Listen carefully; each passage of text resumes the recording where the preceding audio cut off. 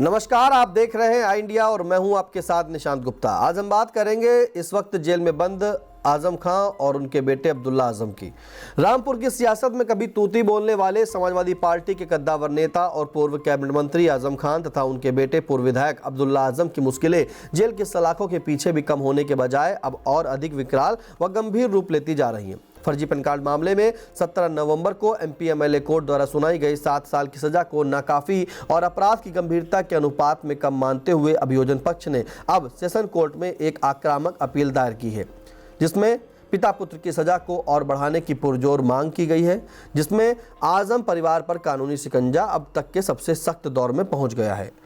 अभियोजन पक्ष के ओर से संयुक्त निदेशक अभियोजन रोहितास कुमार पांडे और सहायक शासकीय अधिवक्ता सीमा सिंह राणा ने अदालत में मोर्चा संभालते हुए यह तर्क रखा है कि जिस सुनियोजित तरीके से संवैधानिक पदों पर रहते हुए फर्जी दस्तावेजों का निर्माण और इस्तेमाल किया गया, उसके लिए निचली अदालत द्वारा दी गई 7 साल की सजा पर्याप्त नहीं है। लिहाजा कानून के कड़े प्रावधानों के तहत इस अवधि में और इजाफा किया जाना चाहिए। यह अपील उस वक्त आई है जब आजम खान के अधिवक्ता पहले से ही निचली अदालत के फैसले को चुनौती देते हुए सजा रद्द करने और जमानत की मांग के लिए सेशन कोर्ट का दरवाजा खटखटा चुके हैं। ऐसे में अब सेशन कोर्ट के सामने एक तरफ बचाव पक्ष की राहत की अर्जी है तो दूसरी तरफ अभियोजन की सजा बढ़ाने की दलील, जिन पर अदालत ने दोनों पक्षों को सुनने के लिए आगामी 23 दिसंबर की तारीख मुकर्रर की है, जो यह तय करेगी कि आजम खान का जेल प्रवास और कितना लंबा खींचेगा। इन कानूनी दावपेच के पेचों में शुक्रवार को अब्दुल्ला आजम के लिए एक और बुरी खबर तब आई जब 2 पासपोर्ट रखने के एक अन्य मामले में भी एमपी-एमएलए मजिस्ट्रेट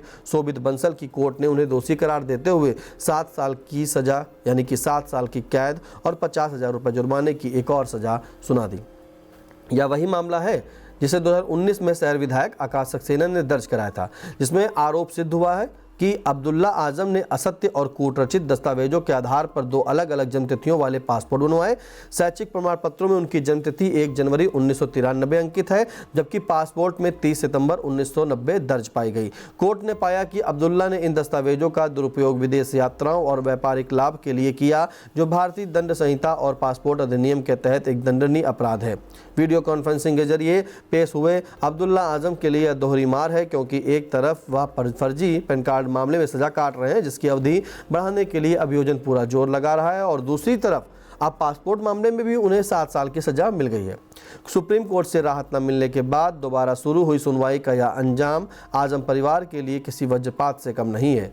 अब सबकी निगाहें 23 दिसंबर पर टिकी हैं, जब सेशन कोर्ट अभियोजन की उस अपील पर अपना रुख साफ रखेगी, यानी कि अपना रुख जो है वो साफ करेगी कि क्या वाकई आजम खान और उनके बेटे की सजा में और बढ़ोतरी होगी, जो पहले से ही कई मुकदमों के बोझ तले दबे हुए हैं। कुल मिलाकर रामपुर के सियासी क्षितिज पर कभी सूरज की तरह चमकने वाले आजम खान के लिए अब कानून का ग्रहण और गहराता जा रहा है। अभियोजन पक्ष द्वारा 7 साल की सजा को बढ़ाने की अपील और अब्दुल्ला आजम को पासपोर्ट मामले में मिली नई 7 साल की कैद ने यह साफ कर दिया है कि आने वाला वक्त इस परिवार के लिए और भी ज़्यादा चुनौतीपूर्ण होने वाला है। एक तरफ जहां बचाव पक्ष राहत की उम्मीद में ऊपरी अदालतों का दरवाजा खटखटा रहा है, वहीं दूसरी तरफ सरकारी वकील दस्तावेजों के फर्जीवाड़े को गंभीर अपराध बताते हुए सजा में इजाफा करने पर अड़े हुए हैं। शैक्षिक प्रमाण पत्रों और पासपोर्ट में अलग अलग जन्मतिथियों का खेल अब पिता पुत्र के गले की फांस बन चुका है। 23 दिसंबर की तारीख अब महज एक सुनवाई नहीं, बल्कि आजम परिवार के राजनीतिक और व्यक्तिगत भविष्य का फैसला करने वाली होगी।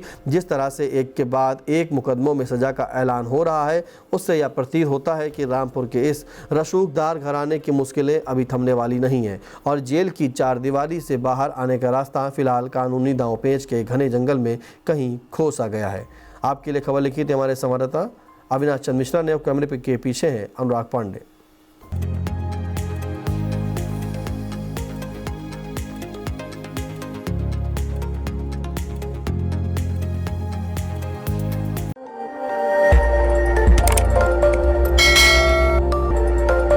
खबर आपकी, नजर हमारी। देखते रहिए आई इंडिया।